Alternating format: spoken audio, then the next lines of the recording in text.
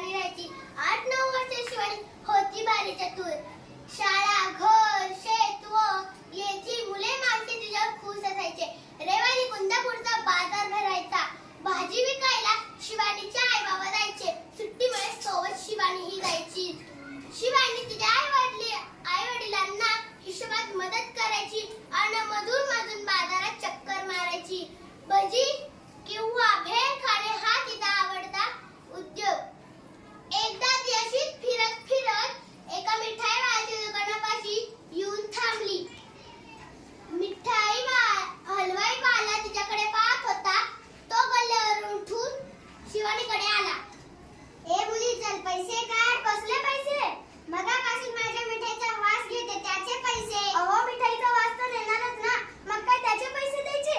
हो, पैसे दिलेच पाहिजे. असे म्हणून हलवाई ओरडू लागला. हळूहळू बघण्याची गर्दी जमली. काय माणूस आहे हा?